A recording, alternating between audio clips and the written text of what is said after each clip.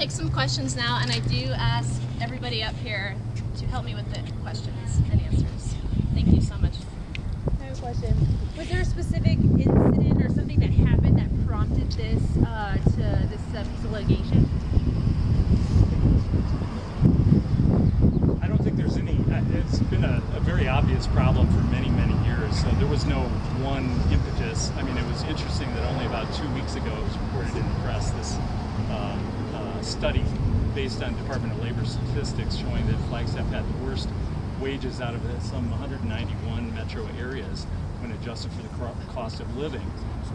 But I think everyone has known forever it's almost impossible for people to live here if they're earning minimum wage.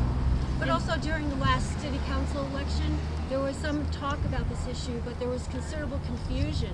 Some were suggesting, oh no, the city of Flagstaff can't weigh in on that because of the state law. And others were saying, well, I'm not sure that that state law is actually constitutional. So I think after that election, it became very clear that we needed to resolve the confusion around the issue. And so in your opinion, what is considered a livable wage for the city of Flagstaff? Like what number, dollar value are you guys looking to get to? Well, we're going to be, the coalition, members of the coalition will be meeting with people in the community, with low-wage workers,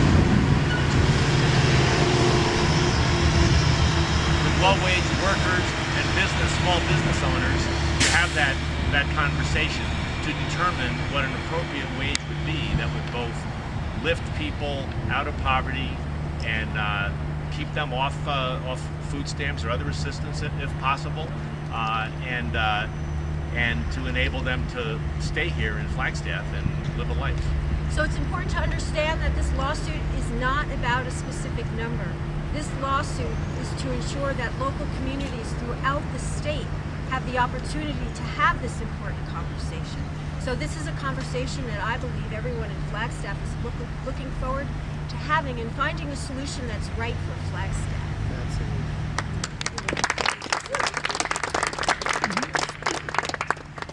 Have you heard anything back yet? What time kind of lapse on this as far as what you're expecting? How are you expecting this to happen? In terms of the lawsuit? Yes.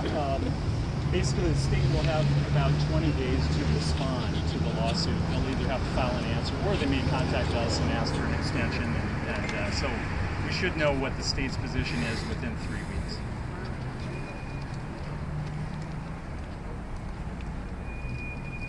Any other questions? Just a comment, I'm just so happy that you're doing this because I've been reading in the paper about cities and towns across the country who are raising their minimum wage, and I went online and I went to a site that has an algorithm where you can enter your zip code. I live in Sedona, and it'll tell you what the living wage would be.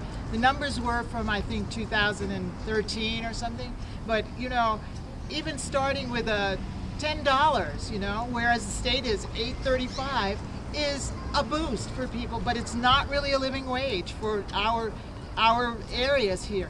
So I really thank you so much for being the spearhead on our poll where we're gonna like follow this through statewide. I think this is enough. You know, we don't want to have a government that says, you know, down on big government and then no local control. I mean, it's so hypocritical.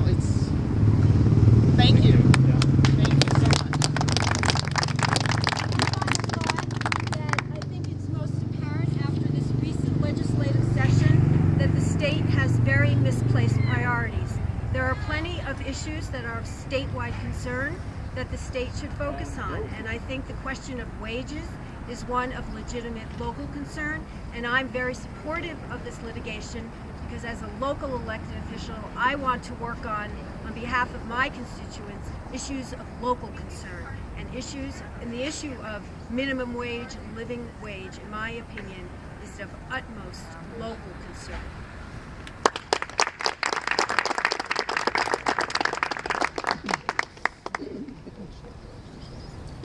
Thank you. Good work. Nicely done. Good work.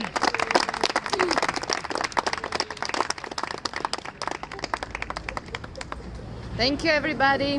Yeah, thank you. Terrific. If anybody wants a handout on a few just kind of information about living wages, about this effort, how to get in touch with